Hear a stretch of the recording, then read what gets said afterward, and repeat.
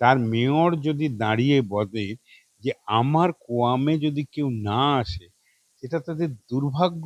Garden রিচে, খিদিরপুরে definitely সব ধরনের Cosmopolitan এলাকায় সব ধর্মের মানুষ বাস করে, হয়তো মাইনরিটি লোক বেশি। হঠাৎ করে ওটাকে একটা মিনি পাকিস্তান মনে হলো। বাংলায় যিনি 15 বছর পৌরমন্ত্রী ছিলেন, অ্যাজ ওয়েল অ্যাজ 8 বছর কলকাতা পৌরসভার মেয়র ছিলেন, ফিরহাদ হাকিম বললেন এবার এটা করার প্রয়োজন ছিল। তাহলে 15 বছর আপনি ঘুমোচ্ছিলেন? সুষ্ঠুভাবে কাজ করতে ওয়ার্ড ডিলিমিটেশন করা উচিত। আর অ্যাপ্রুভ করবে কে? রাজ্য সরকার। সেখানে কে বসে আছে? ফিরহাদ হাকিম। প্রপোজাল দেবে কে? বসেছিল কে? ফিরহাদ হাকিম। তাহলে প্রপোজালটা দিলেন না কেন? আর বিধানসভায় 2/3 মেজরিটির কাজ ছিল, তৃণমূল কংগ্রেসের ছিল 4th মের আগে পর্যন্ত। তাহলে সেই প্রপোজাল পাশ করিয়ে নিয়ে আসলেন না কেন? তাহলে কি আজকে পশ্চিমবাংলা মানুষ যখন ধুয়ে দিল তৃণমূল কংগ্রেসকে, আজকে যখন ভারতীয় জনতা পার্টির সরকার এলো, উপলব্ধিটা হতে 15 বছর সময় লাগলো।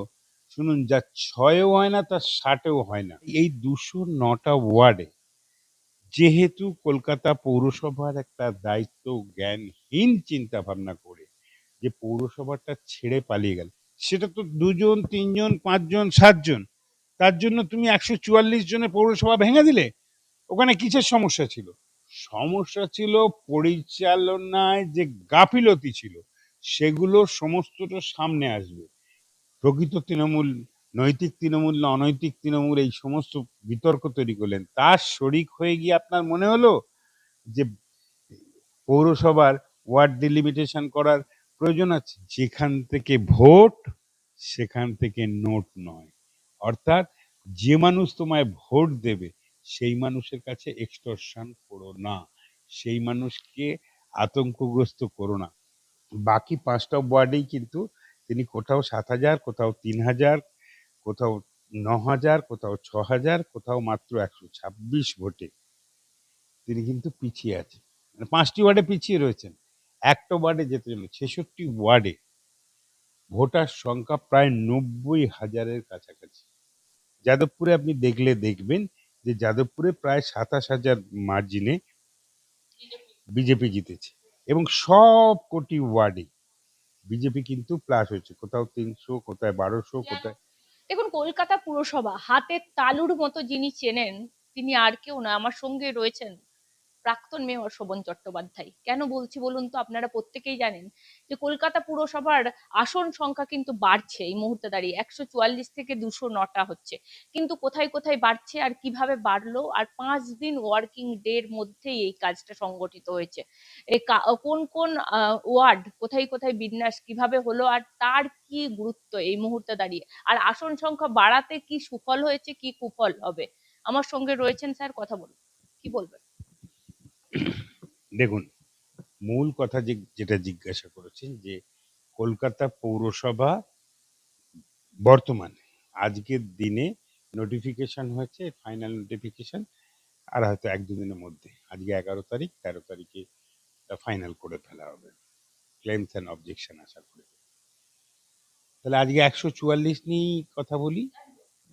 কলকাতা পৌরসভা কিন্তু 1984 সালের 1লা জানুয়ারি 1984, আজ থেকে 43 বছর আগে, 42-43 বছর আগে ছিল 100টা ওয়ার্ড। রাজনৈতিক কারণে পৌরসভায় 1984 সালে 24শে ডিসেম্বর যে লোকসভা নির্বাচন হয়, সেই নির্বাচনে ইন্দিরা গান্ধীর মৃত্যুর পর 31শে অক্টোবর 1984 মৃত্যুর পর 1985 সালে নির্বাচন করার বাধ্যবাধকতা, কেন Calcutta municipal corporation act 1980 already pass হয়ে গেছে, নির্বাচন করতে হবে। তাই জানুয়ারি মাসে কলকাতা পৌরসভার সঙ্গে হঠাৎ করে south suburban municipality, garden reach municipality আর যাদবপুর পৌরসভা, অ্যাকচুয়ালি যাদবপুর তার 6 মাস আগেও কিন্তু পঞ্চায়েত এলাকা ছিল, এই জায়গাগুলোকে সংযুক্ত করা হলো। আর কিছু মৌজা খতিয়ানকে ডাক নাম্বারকে সংযুক্ত করে 100 ওয়ার্ডটাকে 141 করা হলো।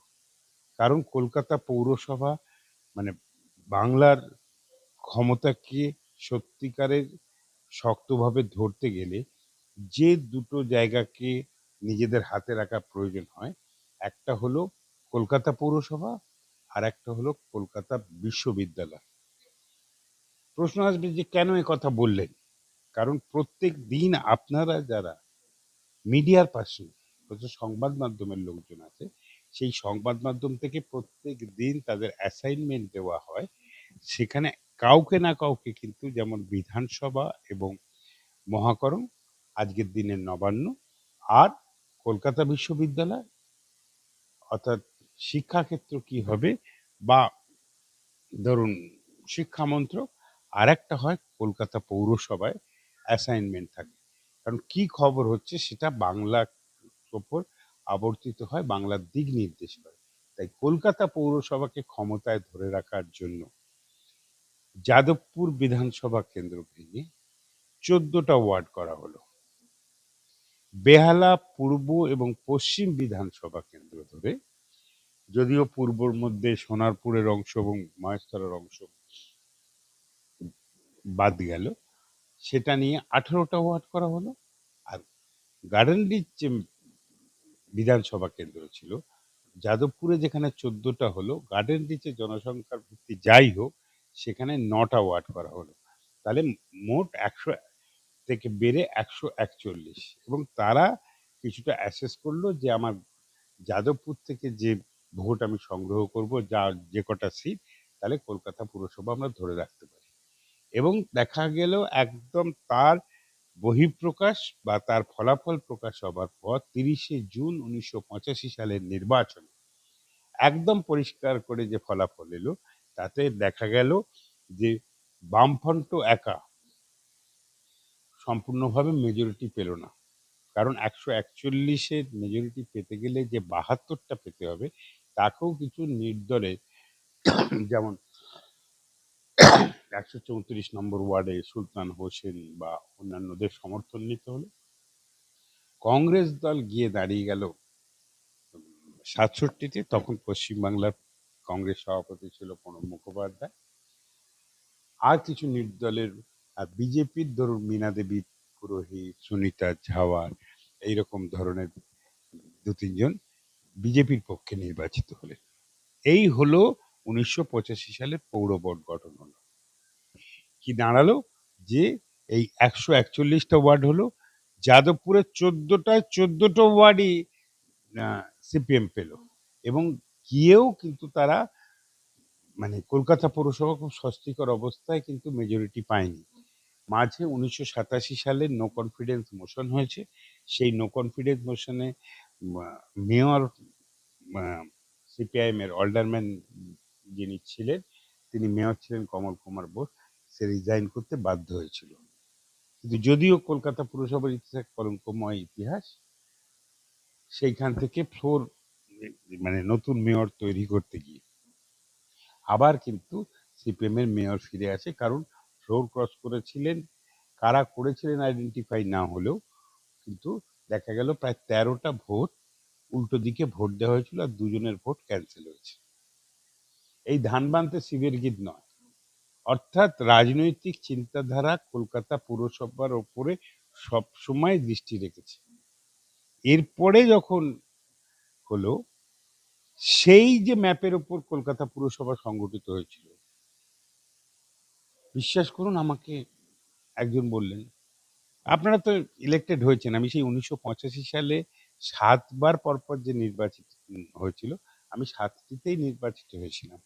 আমি বড় কমিটির চেয়ারম্যান হয়েছিলাম, আমি কলকাতা পুরসভার মেয়র পরিষদের সদস্যও হয়েছিলাম, আমি কলকাতা কর্পোরেশনের মেয়র হিসেবে দায়িত্ব পালন করেছি, এবং ওতপ্রোতভাবে কলকাতা পৌরসভার প্রশাসন এবং রাজনৈতিক চিন্তাভাবনার সঙ্গে ওতপ্রোতভাবে যুক্ত থাকতাম।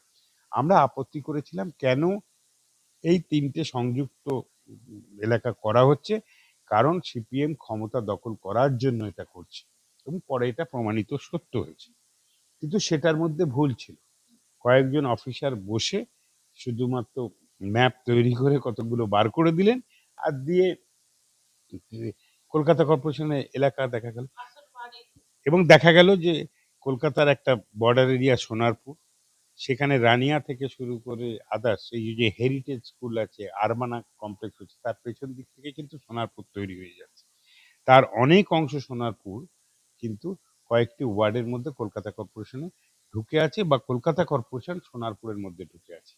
তেমনি পাশাপাশি মহেশতলা মিউনিসিপ্যালিটি, যদিও 1985 সালে মহেশতলা মিউনিসিপ্যালিটি ছিল না, তখন গোপালপুর গণিপুর যে গ্রাম পঞ্চায়েত ছিল, সেই গ্রাম পঞ্চায়েতের বেশ কিছু অংশ কলকাতা পুরসভা, মানে তারা পঞ্চায়েত ইলেকশনেও ভোট দিয়েছে 1988 সালে, আবার তারা কলকাতা পুরসভার নির্বাচনেও ভোট দেয় 1994 সালে কলকাতা কর্পোরেশন। এটাকে রেকটিফাই করতে সময় লেগে গেল 1984 সালের পর 2012 সাল পর্যন্ত। ভেবে দেখবেন প্রায় 26 বছর সময় লেগেছিল যে এটাকে সংশোধন করতে। দেখুন, অফিসারদের অ্যাক্ট করার, একজন আইএস অ্যাডমিনিস্ট্রেশন চিফ সেক্রেটারি হয়, হোম সেক্রেটারি হয়, ডিএম হয়, যে তাদের একটা অ্যাটিটিউড থাকে যে আমি আইন মেনে করব। কলকাতা কর্পোরেশনের নিজস্ব অ্যাক্ট আছে। এবারে আমরা দেখলাম যে লোকসভা এবং বিধানসভা যখন ডিলিমিটেশন হলো 2000 সালের পরে, সেই ডিলিমিটেশনের মধ্যে উত্তর কলকাতা এবং দক্ষিণ কলকাতা এই দুটো অংশ নিয়ে কলকাতা পৌরসভা, তার মধ্যে দুটো জোকা 1 এবং 2 দুটো পঞ্চায়েত এলাকা থাকলো। তা আমি নিজেই কলকাতার মেয়র থাকাকালীন প্রস্তাব দিলাম যে না, কেন কলকাতা পৌরসভার এলাকার মধ্যে এই জায়গায় পঞ্চায়েত এলাকা থাকবে। তাই 141 বেড়ে আজকে যেটা 144 বলছে, 142, 43, 44 এই তিনটে জোকা 1 এবং 2 পঞ্চায়েতকে ভেঙে এই তিনটে ওয়ার্ড এর সঙ্গে সংযুক্ত হলো। আর একটা কি বড় পরিবর্তন হলো যে কলকাতা পৌরসভা এলাকায় সম্পূর্ণটাই কিছুটা কলকাতা পুলিশের এলাকা ছিল, কিছুটা ওয়েস্ট বেঙ্গল পুলিশের এলাকা ছিল, পুরোটাকেই কলকাতা পুলিশের অন্তর্ভুক্ত করা হয়। সেই সময় মন্ত্রিসভায় এটা স্বীকৃত হয়েছিল এবং পরে বিধানসভায় পাশ করে হয়েছে। আজকে যেটা হলো যে 144 থেকে বেড়ে 209, আমি এর মধ্যে একটা শঙ্কা দেখছি কি জানেন তো, মানে ব্যাপারটা হচ্ছে ঘরের মধ্যে যদি জিনিসটা হয় তাহলে তার তো সত্যিকারের আইনকে দিয়ে যদি সেটাকে বিচার করা হয় তাহলে একটা উত্তর আসবে, আর একটা রাজনৈতিক চিন্তাধারা দিয়ে যদি বিচার করা হয় তার একটা উত্তর আসবে। এখানে রাজনৈতিক চিন্তাধারায় উত্তর আসার সম্ভাবনা খুব কম। অনেকে বলতে পারেন রাজনৈতিক উদ্দেশ্য প্রণোদিত ভাবে, কারণ কুণাল ঘোষও বলেছেন যে এই যে আসন বিন্যাস হচ্ছে রাজনৈতিক উদ্দেশ্যের জন্য। দেখুন, কুণাল বাবু মানে কুণাল ঘোষ যে কথাটা বলছে সেটা রাজনৈতিক উদ্দেশ্য প্রণোদিত, মানে এবারে যে নির্বাচনের যে ফলাফলটা এসে সেই ফলাফলটা যদি আপনি দেখেন তাহলে দেখবেন যে একদম ওয়ার্ড কোন জায়গা থেকে ধরবেন, ধরুন কসবায় যদি ধরেন তাহলে সেখান থেকে দেখবেন কসবায় আমাদের ট্রেল আছে, মানে বিজেপি টিএমসি জিতেছে প্রায় 21,000 ভোট, কিন্তু আপনি লক্ষ্য করে যদি দেখেন 66, 67, 91, 92, 107, 108, এই দেখুন 1, 2, 3, 4, 5, 6 6টি ওয়ার্ড নিয়েই বিধানসভা হয়েছে। তার মধ্যে যদি লক্ষ্য করে দেখেন যে সব কটি ওয়ার্ডেই বিজেপি কিন্তু লিড করেছে 66 ওয়ার্ড থেকে। ওয়ার্ড নাম্বার 66 থেকে 50,000 ভোটে লিড নিয়ে রয়েছে। সেই জায়গায় দাঁড়িয়ে 67, 91, 92, 107, 108 এই বাকি 5টা ওয়ার্ডেই কিন্তু তিনি কোথাও 7,000, কোথাও 3,000, কোথাও 9,000, কোথাও 6,000, কোথাও মাত্র 126 ভোটে তিনি কিন্তু পিছিয়ে আছেন, মানে 5টি ওয়ার্ডে পিছিয়ে রয়েছেন। একটা ওয়ার্ডে যেতে হলো 66 ওয়ার্ডে ভোটার সংখ্যা প্রায় 90,000-এর কাছাকাছি। আগেকার দিনে শিয়ালদা বিধানসভা কেন্দ্র, স্পেসিফিক বলছি, যেখান থেকে প্রয়াত সোমেন্দ্রনাথ মিত্র বারবার নির্বাচন জিতেছে, ভোটার সংখ্যা ছিল 85 থেকে 86,000। সেইটাকে ঠিক করার জন্যই বিধানসভাগুলোকে ডিলিমিটেশন করা হলো। এবং এই ডিলিমিটেশন, হ্যাঁ, এবারে এই ডিলিমিটেশন যে করা হলো সেটাকে কিন্তু জনসংখ্যার ভিত্তিতে দেখে করা হলো, যে 2 লাখ প্লাস মাইনাস ধরে, তাহলে কলকাতার যে মোট বিধানসভা ছিল সেই বিধানসভার সংখ্যা কমে এলো এবং কলকাতা পৌরসভার বিধানসভার সংখ্যা একভাবে রাখা। যাদবপুর যদি দেখেন, যাদবপুরে আপনি দেখবেন যে যাদবপুরে প্রায় 27,000 মার্জিনে বিজেপি জিতেছে এবং সব কোটি ওয়ার্ডে বিজেপি কিন্তু প্লাস হয়েছে, কোথাও 300, কোথায় 1200, কোথায় 96, 99, 101, 102, 103, 104, 105, 106, 109, 110। এবারে যদি আপনি যান, আমি কসবায় আবার ফিরে গিয়ে যদি 108 নম্বর ওয়ার্ড বলি, আপনি যদি 109 নম্বর ওয়ার্ডে যান, আপনি যদি 110 নম্বর ওয়ার্ডে যান, এইতে জনসংখ্যার সঙ্গে এলাকার একটা তালমিল করার বিষয় থাকে। কারণ এই 108 হলো বানতলায় যেখানে অনিতা দেওয়ানের ঘটনা ঘটেছিল, আপনারা জানেন যে না, যারা মানে নিজেরা সার্ভিস দিয়ে, হেলথ সার্ভিস দিয়ে ফেরবার পর খুন হয়েছে না, আজও বিতর্ক, তার সমস্যা পরিষ্কার হয়নি। সেই বানতলা ব্রিজের কোল হলো 108 নম্বর ওয়ার্ড, আর সেই বানতলার কাছ থেকে ভিআইপি নগরও হলো 108 নম্বর ওয়ার্ড। ভেবে দেখেছেন কত বড় এলাকা? তেমনি 109 নম্বর এই আনন্দপুর মুকুন্দপুর এরিয়া নিয়ে বিশাল এলাকা নিয়ে এটাকে ভাঙার প্রয়োজন ছিল। আমি দেখেছি এই প্রস্তাবটা যখন বিধানসভার অভ্যন্তরে এসছে, বিধানসভার মাইক্রোফোনের সামনে দাঁড়িয়ে, আমি সরি টু মিন, বাংলায় যিনি 15 বছর পৌরমন্ত্রী ছিলেন, অ্যাজ ওয়েল অ্যাজ 8 বছর কলকাতা পৌরসভার মেয়র ছিলেন, ফিরহাদ হাকিম বললেন এবার এটা করার প্রয়োজন ছিল। আমি যদি বিনয়ের সঙ্গে কিন্তু দৃঢ়তার সঙ্গে প্রশ্ন তুলি, তাহলে 15 বছর আপনি ঘুমোচ্ছিলেন? যদি এটা প্রয়োজনই থেকে থাকে এবং এর প্রয়োজনীয়তা আপনি অনুভব করে থাকেন, তাহলে কি আজকে পশ্চিমবাংলা মানুষ যখন ধুয়ে দিল তৃণমূল কংগ্রেসকে, আজকে যখন ভারতীয় জনতা পার্টির সরকার এলো আর তৃণমূল কংগ্রেসের সমস্ত লড়াইয়ের ব্যাটনটা হাতে তুলে নিয়ে গিয়ে ফ্লোর ক্রস করে আজ এটা কি মানে যেতে বাকি বা ফ্লোর ক্রস করে হঠাৎ করে মনে হলো যে যেই আর একটা দরজা খুলে অন্য জায়গায় গিয়ে অবস্থান করছে, প্রকৃত তৃণমূল, নৈতিক তৃণমূল না অনৈতিক তৃণমূল, এই সমস্ত বিতর্ক তৈরি করলেন, তার শরিক হয়ে গিয়ে আপনার মনে হলো যে পৌরসভার ওয়ার্ড ডিলিমিটেশন করার প্রয়োজন আছে। এরা তো 3 মাসের মধ্যে চিন্তা ভাবনা করেছে, করে একটা প্রপোজাল মানুষের সামনে ফেলেছে। সেই প্রপোজালটা 209টা সিট, 144 থেকে 209টা সিট। তখন আপনার উপলব্ধি হলো, উপলব্ধিটা হতে 15 বছর সময় লাগলো। শুনুন, যা 6-এও হয় না তার 60-এও হয় না। আপনি ভেবে দেখেছেন নীতিগত ভাবে?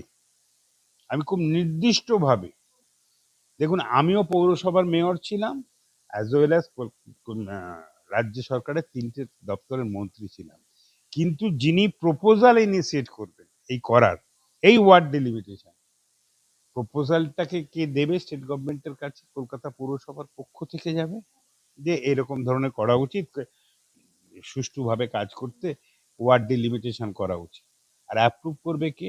রাজ্য সরকার। সেখানে কে বসে আছে? ফিরহাদ হাকিম। প্রপোজাল দেবে কে? বসেছিল কে? ফিরহাদ হাকিম। তাহলে প্রপোজালটা দিলেন না কেন?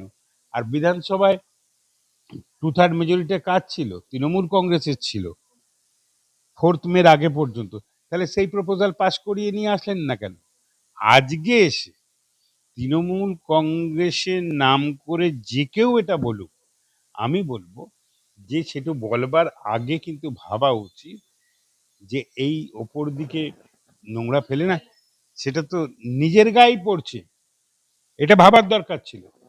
এবারে এটা বিজ্ঞানসম্মত হয়েছে কি হয়নি সেটা নিয়ে আমার আশঙ্কা ভীষণভাবে আছে। কারণ যে লোকগুলো করেছেন সেই লোকগুলোর কে আমি এফিসিয়েন্ট আর নন এফিসিয়েন্ট কোনোটা ভাবেই আইডেন্টিফাই করা, তাদের এই অভিজ্ঞতা নেই। তারা কলকাতার অনেক বড় বড় সর্বনাশ করেছে এবং সেই সর্বনাশকে আমাকে অনেক সময় সামাল দিতে হয়েছে। এক নম্বর কথা আমি বলি যে কলকাতায় বারবার সিপিএম দৌড়তো যে আমাদের 1800 কোটি টাকা কেন্দ্রীয় সরকারকে দিতে হবে। নিশ্চয়ই আপনারা বয়স অনেক ছোটতে শুনেছেন যে এই 1800 কোটি টাকা কেন্দ্র আমাদের বঞ্চনা করছে কলকাতার সামগ্রিক উন্নয়ন। তখন এশিয়ান ডেভেলপমেন্ট ব্যাংকের প্রসেস এসেছিল, একটা সার্টেন প্রসেসের মধ্যে দিয়ে যদি তোমরা চাও তাহলে তোমাদের 5000 কোটি টাকা পর্যন্ত লোন প্রসেস করবে, তাতে সেন্ট্রাল গভর্নমেন্টের কন্ট্রিবিউশন থাকবে, স্টেট গভর্নমেন্টের কন্ট্রিবিউশন থাকবে, ম্যাক্সিমামটা এডিবি দেবে। কি করেছিল সিপিএম সেই সময়? কি করেছিল? 2000 সালে তৃণমূল কংগ্রেস এবং বিজেপি একসঙ্গে বোর্ড গঠন করেছিল, মেয়র হয়েছিল Subrata Mukherjee. Asian development bank ছুঁড়ে ফেলে দিয়েছিল প্রপোজালটা, যে আপনি যা বাস্তবে যে প্রপোজাল, যে ম্যাপ, যে কলকাতা কর্পোরেশন সম্বন্ধে যা ইনফরমেশন দিয়েছেন তার সঙ্গে বাস্তবের কোনো মিল নেই। শুধুমাত্র কেউ ধরুন স্যাটেলাইট ম্যাপ দেখে, কিছু ডাটা দেখে, কিছু অ্যাসেসমেন্ট রেকর্ড ধরে এমন দিয়েছিল। বিশ্বাস করুন, আই এম দি ম্যান। আমি অহংকারের সঙ্গে বলছি, কিন্তু গর্বের সঙ্গে বলছি, যখনই এটা ক্যান্সেল করে দিয়েছিল অ্যাবান্ডন, তখন বলেছিল যে তোমাদের একটা নির্দিষ্ট 3 মাস ম্যাক্স টু ম্যাক্স, তোমাদের 5 মাস পর্যন্ত সময় করেছি, দিচ্ছি, রেকটিফিকেশন করে নিয়েছো। আজকে বললে বিশ্বাস করা কষ্ট হবে, আমি খুঁজে খুঁজে খুঁজে ওয়ার্ল্ড ব্যাংকের একজন ভাইস প্রেসিডেন্ট, যিনি ভিআরএস নিয়েছিলেন, ভলান্টারি রিটায়ার্ড স্কিমে ভিআরএস নিয়েছিলেন, আমি তার কাছে গিয়ে পড়লাম, গিয়ে বললাম কলকাতাকে বাঁচাতে পারেন আপনি, একটা ফরেন ব্যাংকে প্রপোজাল দিতে গেলে কি কি টেকনিক্যাল ইস্যুতে দিতে হয় সেটা আমাদের কাছে দিন। বিশ্বাস করুন, মাত্র 33 দিনের মধ্যে দিন রাত বসে আমরা তৈরি করে দিয়েছিলাম। এবং সুব্রত মুখার্জির সঙ্গে সেদিন দিল্লিতে ছিলাম, ফ্লাইট থেকে নেবে গিয়ে বললো আর মিষ্টি খাওয়াতে পারবো না, এই ফ্লাইটে যে লজেন্স দেয় না সেটা একটা দিয়ে মিষ্টি খাওয়ায়। আজকে ম্যানিলায় এডিবির মিটিংয়ে কলকাতা পৌরসভায় 5,500 কোটি টাকার লোন অ্যাপ্রুভ হয়েছে। যারা 1800 কোটি টাকা নিয়ে সিপিএম রাজনীতি করেছিল, কলকাতা পৌরসভাকে 41টা ওয়ার্ড দিয়ে পৌরসভা দখল করেছিল, মানুষকে খালি খুঁড়োর কল দেখিয়ে নির্বাচনগুলো জিতেছিল, সেখানে কলকাতা পৌরসভা সম্বন্ধে সাইন্টিফিক অনেক বড় ভুল হয়েছে। আরেকটা বিষয়, সেকেন্ড ভুল হলো, জেনে রাখুন, আজ বহু জায়গায় দাবি উঠছে কলকাতার পূর্ব কলকাতার জলাভূমি নিয়ে। রামসার কনভেনশন বলে একটা জায়গা আছে, আমাকে শেষ না করতে দিলে না ভাববেন বুঝি অন্য জায়গায় চলে যাচ্ছে। রামসার কনভেনশন নিয়ে কলকাতার কাছ থেকে পশ্চিমবাংলার সরকারের, সেই সিপিএম সরকারের কাছে রিপোর্ট চেয়েছিল। সেই রিপোর্টে কলকাতা শহরে 300 বছরের কলকাতা শহর, 100 বছরের কলকাতা পৌরসভা চলছে। ভাবুন তো, চিংড়িহাটার মোড় থেকে একদম রাজারহাটের কোল থেকে প্রায় 350 থেকে 400 একর ল্যান্ড আইডেন্টিফাই করা হয়েছিল যে শহর কলকাতা, সেখানে মানুষের বাড়িতে জঞ্জাল আসবে। এই যে ডিলিমিটেশন দেখছে না, এগুলো তো এগুলোর উপর নির্ভর করেই হয়েছে। সেই জঞ্জাল ফেলার জন্য কলকাতা শহরে একটা ফাঁকা জায়গা নির্দিষ্ট করা হয়েছিল। হঠাৎ করে তার একটা বড় অংশকে জলাভূমি করা হলো। যে জলাভূমিগুলো আছে সেগুলোকে সংরক্ষণ করা হোক, আমরা চাই, আজও চাই, কালও চাই, পরশু চাই, আগের দিনেও চেয়েছি। কিন্তু সেটা তো সত্যিকারের পরিদর্শন করে কোন কোন জায়গাগুলো রামসারে আমরা ইনক্লুড করব, যেমন চিল্কা লেক আছে, হংকং এর বেশ কিছু জায়গা আছে, চীনের কিছু জায়গা আছে, তেমনি পশ্চিমবাংলায় যেমন রবীন্দ্র সরোবরও আছে, সুভাষ সরোবর আছে। আর এই জায়গায় দাঁড়িয়ে ইস্ট ক্যালকাটা ওয়েটল্যান্ড বলে আইডেন্টিফাই করা হলো। কলকাতা পৌরসভার যে জঞ্জাল ফেলা হয় সেটা তো রামসাম কনভেনশনের যে প্রস্তাব আছে তাতে কন্ট্রাডিক্ট করছে, সেই অনুযায়ী এটা আইনসম্মত নয়। বারবার গ্রিন বেঞ্চ এটাকে আপত্তি করে। থার্ড করেছিল কোথায়, যে কলকাতা পুরো এলাকায় খাটাল চলবে না। আপনি জানেন অ্যাসেসমেন্ট বুক দেখে কোথায় KHA TL লেখা আছে, বাড়িতে দুটো গরু রয়েছে বা নেই, বা একটা গরু পুষতো, সেগুলো খাটাল নয়। সেই KHA TL দেখে সবাইকে খাটাল আইডেন্টিফাই করে অ্যাসেসমেন্ট লক হয়ে গেছিল। আমি আপনাকে বলছি আজও অনেক জায়গায় সমাধান হয়নি। আর একটা বিষয় আমি খুব আমি কেন গুরুত্বপূর্ণ, বললাম এই কারণেই, আমাকে কনক্লুশনে আসতে দেবেন অনুগ্রহ করে। কেন বললাম যে ঠিক এই 209টা ওয়ার্ডের যে প্রস্তাব করা হয়েছে, এইটাকে ভাঙার প্রয়োজন আছে। কিন্তু ভেবে দেখবেন ওয়ার্ড নাম্বার 63, একটা এক্সাম্পল দিই, এটা পার্ক স্ট্রিট এরিয়াটা মূলত অঞ্চল, কিন্তু যদি 63 ওয়ার্ডে আপনি যান, তাহলে এর সঙ্গে রেস কোর্সও আছে। তাহলে রেস কোর্সে আপনি জনসংখ্যা কি পাবেন? পাবেন না তো। কিন্তু সেটাও তো একটা ওয়ার্ডের মধ্যেই থাকবে, হ্যাঁ কি না?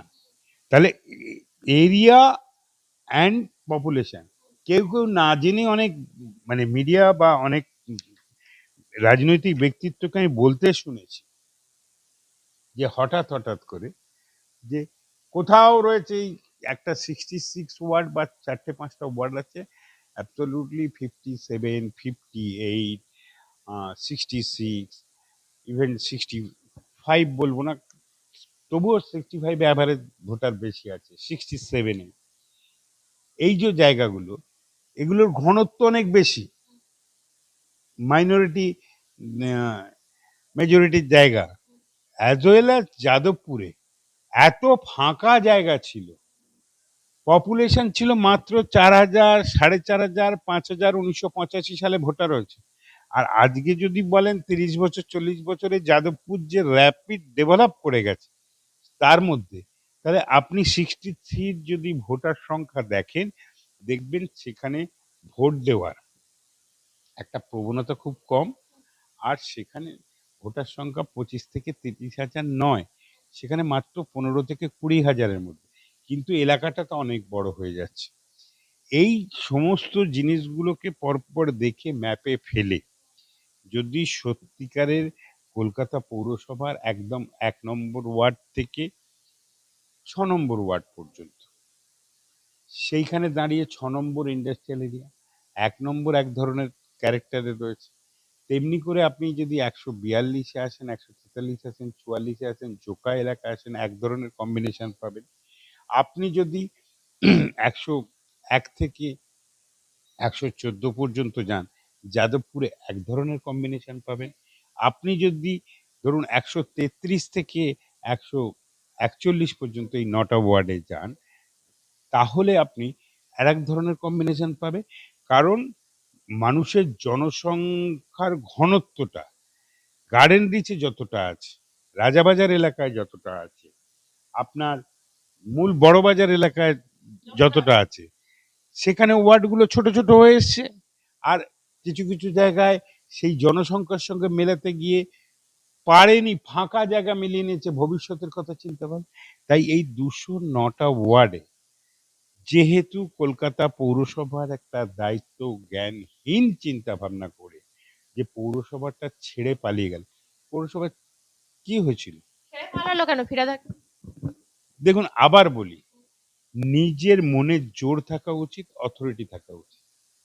এই পৌরসভাতে থাকাকালীন 1990 সালে, 1989 সালের নির্বাচন হচ্ছে, একটা কম্বিনেশন এসছে। 90 সালে তাও নির্ভর না করে একটা রক্তাক্ত নির্বাচন হয়েছে। 1995 সালের পর 2020 সালে তৃণমূল কংগ্রেস এবং আপনার বিজেপি মিলিয়ে মীনা দেবী পুরোহিত ডেপুটি মেয়র হয়েছিল, একটা কম্বিনেশন তৈরি হয়েছে। তাহলে সেখানটায় দাঁড়িয়ে তোমার কাছে তো হাতে মে মাস, তোমার কাছে তো আরো 7 মাস সময় রয়েছে নির্বাচন, সুষ্ঠুভাবে সেই দায়িত্বটাকে পালন করবার জন্য কোনো পরিবেশ পরিস্থিতি কোনো কিছুতে কোনো ধরনের তোমার কাছে চিঠি এলো, যেভাবে পুরসভা ভেঙে দেওয়া হয়েছে, আমি কোনো বিতর্কিত মন্তব্য করতে চাই না। হাকিম বলছিলেন সবাই ছেড়ে ছেড়ে চলে যাচ্ছে, আমি কি করব? কাকে ছেড়ে ছেড়ে চলে যাচ্ছে? কাউকে যদি 144 জন কাউন্সিলরের মধ্যে কেউ কোনো অন্যায় কাজ করবার জন্য তার বিরুদ্ধে যদি পুলিশে অ্যাকশন হয়ে থাকে, সেটা যদি যুক্তিসঙ্গত হয়ে থাকে বা যুক্তিসঙ্গত না হয়েছে, তুমি সে ধরনের তোমার বক্তব্য তুমি পেশ করতে পারতে। সেটা তো ২ জন ৩ জন ৫ জন ৭ জন, তার জন্য তুমি ১৪৪ জনের পৌরসভা ভেঙে দিলে। ওখানে কিসের সমস্যা ছিল? সমস্যা ছিল পরিচালনায় যে গাফিলতি ছিল, সেগুলো সমস্তটা সামনে আসবে। কারণ পৌরসভাকে রক্ষা করবার জন্য পৌরসভার যে সিস্টেম তৈরি করা হয়েছিল, সেই সিস্টেমটা ফেল করে গেছে। পৌরসভায় শয়ে শয়ে কোটি টাকা কয়েক বছর ধরে কাজ আপনি যে করতে গেলে বলতেন আমি সিট দ্বারা নোয়াবো না, কারোর কাছে কিছু করবো না, তাহলে কেন হঠাৎ করে ছেড়ে দিল? আপনার কি মনে হয়?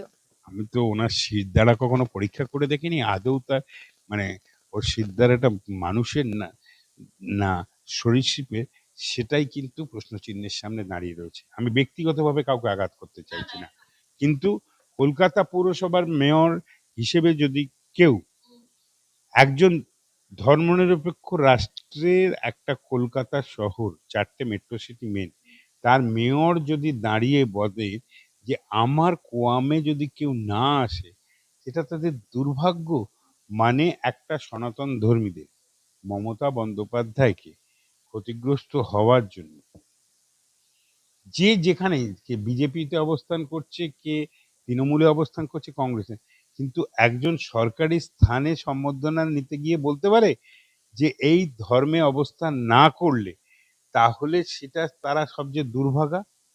এটা সত্যি কথা না অসত্য কথা? আপনি ইলেকট্রনিক মিডিয়ায় শুনেছেন কিনা যে গার্ডেন রিচে, খিদিরপুরে ডেফিনিটলি সব ধরনের কসমোপলিটন এলাকায় সব ধর্মের মানুষ বাস করে, হয়তো মাইনরিটি লোক বেশি, হঠাৎ করে ওটাকে একটা মিনি পাকিস্তান মনে হলো? যা মনে হবে না, আমার মনে না বহু কিছু আছে, বিশ্বাস করুন, কিন্তু মুখ দিয়ে ধোঁয়া বেরোয়। সব কথাটা বলতে গেলে আমার জিভকে কতটা সংযত রাখবো, মনকে কতটা সংযত রাখবো, ব্রেনকে কতটা সংযত রাখবো, মানুষের কাছে গ্রহণযোগ্যতাটা কতটুকুনি হবে, যুক্তিগত যুক্তিগত কতটুকুনি থাকবে, এবং আমি কি ভাষা প্রয়োগ করব, সবটার ওপরেই থাকা উচিত। দেখুন, আমি জানি আমি তো একটা সময় মেয়র হিসেবে রিজাইন করে চলে এসেছি। কোনো জটিলতা কি তার ২৪ ঘন্টা আগে পর্যন্ত কারোর কাছে ছিল? আমি তো মন্ত্রী হিসেবে রিজিগনেশন করেছি। কোনো জটিলতার বিষয় কি ছিল? কিন্তু মনে হবে যে ডিগনিফাইড জায়গাটা আমি বসে আছি, সেই ডিগনিফাইড জায়গাটার ডিগনিটিটা কখনো যদি কোশ্চেন হয়ে যায়, সেটা আমার একটা ব্যক্তি লোকের সঙ্গে আমার যদি শত্রুতাও থেকে থাকে, সেটা ইমপ্লিমেন্ট করার জায়গা আমার চেয়ার নয়। আর আমার ব্যক্তিগতভাবে বা রাজনীতিগতভাবে যদি কোনো ভালোবাসা থাকে, সেটাও ইমপ্লিমেন্ট করার জায়গা এই চেয়ার নয়। এই চেয়ারটা সম্মান বজায় রাখার জন্য আমাকে মনে হয়েছে যে এই স্থান তোমার নয়, আমি ছেড়ে চলে এসেছি। কিন্তু আমি প্রতিনিয়ত খবর রেখেছি। আমি এই ৭.৫ মানে ২০১৮ সালের ২২শে নভেম্বর থেকে আজকের এই ১১ই আগস্ট পর্যন্ত প্রত্যেক ২৪ ঘন্টায় কি কি ঘটনা ঘটছে আমার কলকাতা শহরের বাংলার মধ্যে নিশ্চয়ই পার্টিসিপেশন করবার জন্য আমাদের বিশ্বাসযোগ্যতাগুলোকে না মানুষের কাছে প্রশ্নচিহ্নের সামনে দাঁড় করেছে। তাই এই ২০৯টা ওয়ার্ড হয়েছে। আমার মনে হয় যে দেখুন, ৬ মাসের মধ্যে যেহেতু বোর্ডটা ভেঙে দিল, ৬ মাসের মধ্যে নির্বাচন করতে হবে। মুখ্যমন্ত্রী ঘোষণা করেছে উইদিন ডিসেম্বর করব। হয় দুটো অল্টারনেটিভ আছে, যে ১৪৪টা ওয়ার্ডকে সামনে রেখে আমি নির্বাচনে যাব, আর ২০৯টা সেটাকে ডিলিমিটেশন করে যাব। কারণ আজকে না হলেও কালকে ডিলিমিটেশন করতে হবে, কারণ লোকসভায় ডিলিমিটেশন করার সময় এসে গেছে, রাদার পার হয়ে গেছে। পশ্চিমবাংলার বিধানসভায় ২৯৪টা কেন্দ্রকে ৪০০টা হবার জায়গায় চলে এসেছে। তেমনি পৌরসভারও অলরেডি ৪০ বছর পার হয়ে যাবার পর ডিলিমিটেশনটা কিন্তু ইমপ্লাইড, এটা করতেই হবে, সংখ্যা বাড়বেই। কিন্তু যে পদ্ধতিতে করা হয়েছে সেটা স্যাটিসফাইড পদ্ধতিতে হয়েছে কিনা, সিনসিয়ারলি সেটার ম্যাপ কোথায় কিভাবে পাওয়া যাবে না যাবে, সেটাকে দেখে যদি যুক্তিগত ব্যাখ্যায় আরেকটু সময় নিয়ে যদি সত্যি সত্যিকারের এ সম্বন্ধে যারা বিশেষজ্ঞ তাদের কাছ থেকে জেনে যদি করা হয় তাহলেই সেটা ভালো হতো। কারণ যেভাবে এই রেজাল্ট দেখছেন আপনি, এই রেজাল্টে কি সরাসরি তৃণমূল প্রত্যেকটা ওয়ার্ডে। আপনি তো তৃণমূলের কথা বলছেন, কিন্তু জেনে রাখুন ১৪৪টা ওয়ার্ড। আমি একটা কথা বলছি, দেখুন, গ্রহণ করা বা বর্জন করা তাদের ব্যাপার। নির্দিষ্ট নির্দিষ্ট ওয়ার্ডে ২-৪ জন কাউন্সিলর, 10% কাউন্সিলর, 20% কাউন্সিলরের কিছু কিছু না কাজকর্মের জন্য সামগ্রিক জলটাকে না একটুখানি লেবুর জল ফেলে, একটু চুনা ফেলে দুধ কাটিয়ে দিলে চলবে না। আমিও তো ছিলাম ৪০ বছরের ওপরে কাউন্সিলর। সোজা কথায় বলতাম, যেখান থেকে ভোট সেখান থেকে নোট নয়। অর্থাৎ যে মানুষ তোমায় ভোট দেবে সেই মানুষের কাছে এক্সটর্শন করো না, সেই মানুষকে আতঙ্কগ্রস্ত করো না, সেই মানুষের পাশে দাঁড়িয়েও। আমি তো সাতটা নির্বাচন বেহালায়, একটা ওয়ার্ড নয় ১৮টা ওয়ার্ড, পরবর্তী ক্ষেত্রে ৪১টা ওয়ার্ড, পরবর্তী ১৪৪টা ওয়ার্ডকে আমি মানে নিজের বুকের মধ্যে সেই আদরের মধ্যে থেকে তার খোঁজ খবর রাখতাম। নিশ্চয়ই কোথাও বিচ্যুতি ঘটতো, শাসন করতাম। কিন্তু বিশ্বাস করুন যে এইখানটাকে দাঁড়িয়ে আজকেই যদি মনে করে থাকেন, অত এক্সপার্টাইজ না হয়নি যে একটা আরেকটা একটা জিনিস, আবেগের মধ্যে দিয়ে ভোট হয়েছে, বিজেপি ভোট করেছে, সে জায়গায় দাঁড়িয়ে কলকাতার কিছু শেঠ কুণাল ঘোষ তো জিতেছেন। আজকে অন্যান্য জাভেদ খান তো এই কলকাতা মধ্যে থেকে একটা ওয়ার্ড থেকে জিতেছে, কনস্টিটিউন্সি থেকে জিতেছে। ফিরাদ হাকিম তো একটা কনস্টিটিউন্সি থেকে জিতেছে। অর্থাৎ এবার এইরকম কাউন্সিলারদের না কিছু কনফিডেন্স এবং এলাকায় যে কাজকর্ম আছে সেই ফ্যাক্টরটাকে এড়িয়ে যাওয়া যাবে না। লোকসভা নির্বাচন, বিধানসভা নির্বাচন, সামগ্রিকভাবে কিছু কিছু জিনিস যা এই বিধানসভা নির্বাচনে মানে এফেক্ট পড়েছে, সে আপনি বিভিন্ন ইস্যু বলতে পারেন। আমি সে সমস্ত ইস্যু আর ব্যাখ্যা করতে পারি না, কারণ মানুষ চোখ খোলা, মানুষকে এত বোকা ভাবার দরকার নেই। তারা চোখ খুলে বলতে পারেন সব কটা লোকের বাড়িতে ভোটার স্লিপ পৌঁছেছে? না। বলতে পারেন সব পাড়ায় গিয়ে যেভাবে প্রচার করা হয় ২০৭টা সিট পেতে গেলে ২৯৪টা কেন্দ্রে হয়েছে? না। মানুষ তৈরি করে দিয়ে বলেছে, না, তোমাকে দায়িত্ব দিচ্ছি, তুমি যাও। তাকে সেন্ট্রাল ফোর্স দিয়ে 93% ভোট স্বাধীনোত্তর ভারতবর্ষে কোনোদিন হয়েছে? অর্থাৎ একটা বড় সংখ্যক ভুয়া ভোটার ছিল যারা মৃত, এলাকা থেকে চলে গেছে, সেটা আইডেন্টিফাই সত্যিই হয়েছে। এটাও ঘটনা, বেশ কিছু লোক যেভাবে রাজনীতি, কোর্ট এই সমস্ত করলেন না, কয়েক লক্ষ লোকের ভোটাধিকারও হারালো, কিন্তু তারা সত্যিকারের ভোটার। আগামী দিনে এই যে ট্রাইব্যুনাল চলছে, পুরো ট্রাইব্যুনাল কমপ্লিট হলো না, ভোট করতে হবে ম্যান্ডেটারি, সেটার হয়নি। আজও দেখছিলাম যে সুপ্রিম কোর্ট অবজারভেশন দিয়েছে যে তুমি ইমিডিয়েটলি কনক্লুড করো। অ্যাপ্লিকেশনের সংখ্যা কম, কিন্তু এটা করার দরকার। কিন্তু আপনাকে বলি যে মানুষের একটা রায় এখানে প্রতিফলিত হয়েছে। এবারের রাজনৈতিক দলগুলো, আজকে আমরা যা রাজনৈতিক দলকে আলোচনা বা সমালোচনা যে যেভাবে যে অবস্থান থেকে করুক, আমি আপনাকে বলছি সে গিয়ে না কোনো একটা জায়গায় দাঁড়াচ্ছে না, ওই যে জিনিসটা দেখছেন ওটার নাম আয়না, ওর সামনে গিয়ে দেখছি, দেখবার পর বলছি অমোঘ নিষ্ঠুর, বলছে কে মোরে ঠেলিছে, পিছনে ফিরিয়া দেখিলাম আমি, সম্মুখে ঠেলিছে মোর পশ্চাতের আমি। অর্থাৎ আমি যা করেছি এভরিথিং এর একটা রিটালিয়েশন পেছন থেকে আসে, যেটাকে কন্ট্রাডিক্ট করতে যাচ্ছি সেই কন্ট্রাডিকশনটাই ব্লক থেকে জেলা থেকে ব্লক, ব্লক থেকে অঞ্চল, অঞ্চল থেকে বুথ অঞ্চলে বলছে তুমি এটা কেন করেছো। যে লড়াইটা যারা দিয়েছিল পশ্চিমবাংলায় ২০১১ সালে তৃণমূল কংগ্রেসকে প্রতিষ্ঠা করতে, যে লড়াই, আজকের মুখ্যমন্ত্রী শুভেন্দু অধিকারীর লড়াইকেও ফেলে দেওয়ার জায়গায় নেই, বা উম, মানে শোভন চট্টোপাধ্যায় ছেড়ে দিন, যিনি মুখ্যমন্ত্রী নেই আজকে, মানে প্রাক্তন হয়েছে মমতা বন্দ্যোপাধ্যায়, তার লড়াইকে সামনে রেখে মরণপণ সংগ্রামগুলোকে যদি সত্যিকারের সম্মান জানিয়ে যে আমি নই, আমরা আমরা এখানটায়, সেখানটা যে বিচ্যুতি তার আত্মসমালোচনা করা উচিত। আর সেই অভিজ্ঞতাটাকে সামনে রেখেই যদি শুভেন্দু অধিকারী আজকে কাজ করতে যায়, নিশ্চয়ই